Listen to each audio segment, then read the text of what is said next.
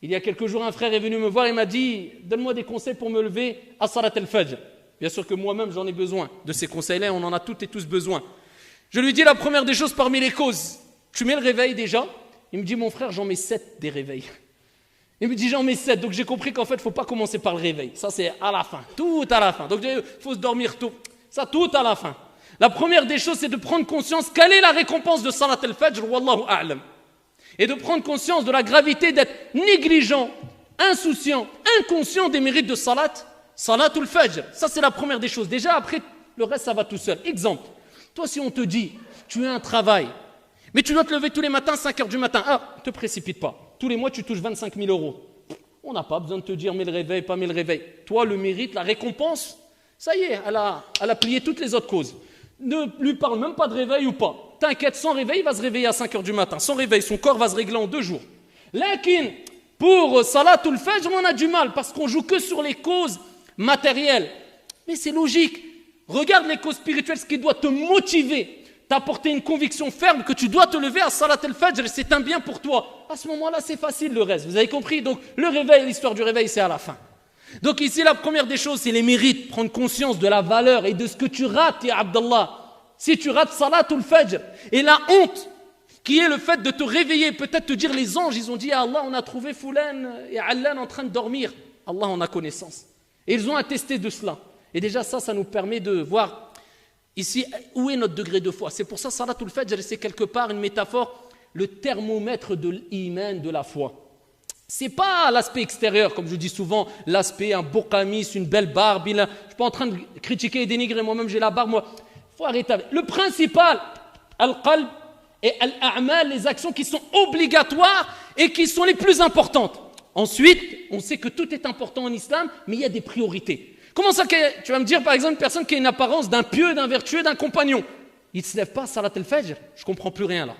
Ils sont où les priorités, je ne comprends plus rien. Donc le thermomètre de ta foi, Salat al-Fajr. Ensuite, Salat al-Isha. Ensuite, Al-Dhuhr, Wal-Asr, Wal-Maghrib. Ça c'est un grand thermomètre de ta foi. Tu vas savoir où tu es. Sans compter le fait que ça ne suffit pas de prier, il faut prier avec concentration, avec dévotion, et prier comme il faut, en respectant les piliers, les conditions, etc. C'est une prière complète, comme on a dit précédemment. Donc la première des choses, les mérites, tu les as compris. Deuxième des choses, avoir la ferme conviction et ici et la ferme résolution de se lever à Salat al-Fajr. Tu te dis, je dois me lever et je veux me lever bi'idhnillah. Troisième des choses, rend faible shaitan, affaiblit le diable. Comment? Fais le wudu. Qabla an-nawm, tawadda ya Abdallah. Protège-toi, c'est une protection. Fais le wudu. Essaye de dormir avec les ablutions, c'est le mieux. Quatrième des choses, si je ne me trompe pas, fais al-dhikr.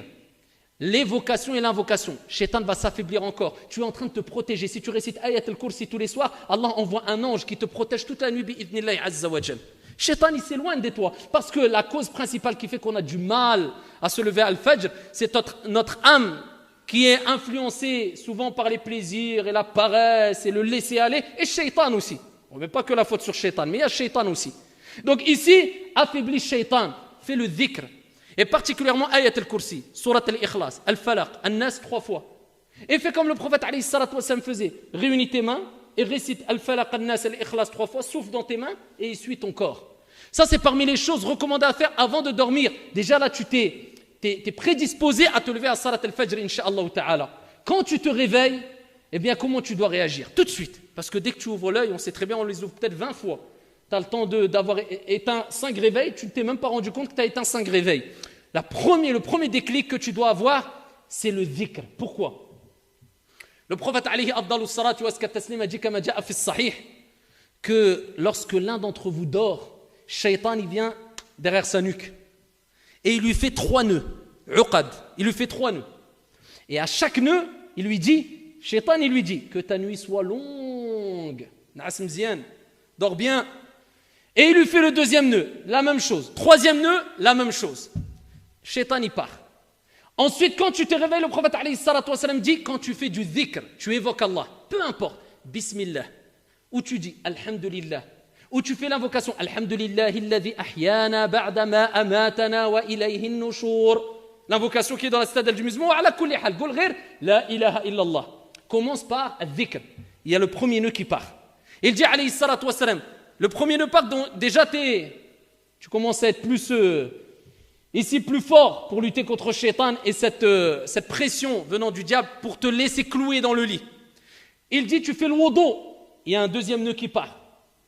Et il dit, tu te lèves et tu fais salat, il y a un troisième nœud qui part. C'est pas fini. Combien de nœuds on doit avoir dans la nuque ou derrière la nuque pour certains qui n'ont pas encore dénoué peut-être une fois un nœud? Eh bien ici, le prophète il dit quoi? Ensuite, quand les 3 nœuds, peut-être certains ils ont 500 nœuds, quand les 3 nœuds se sont tirés, eh bien la personne se sent comment? De bonne humeur et se sent ici motivée, traduction du sens, c'est-à-dire loin de la paresse. Il dit sinon, la personne se lève, certains disent du mauvais pied, on balaye ça, de mauvaise humeur, et en plus de cela, il est paresseux toute la journée. Ça, c'est la réponse à ceux qui disent, je ne sais pas ce que j'ai là, toute la journée, aïen. Dès qu'il parle, je suis KO, mon frère, je suis fatigué, j'ai mal, j'ai toute la journée.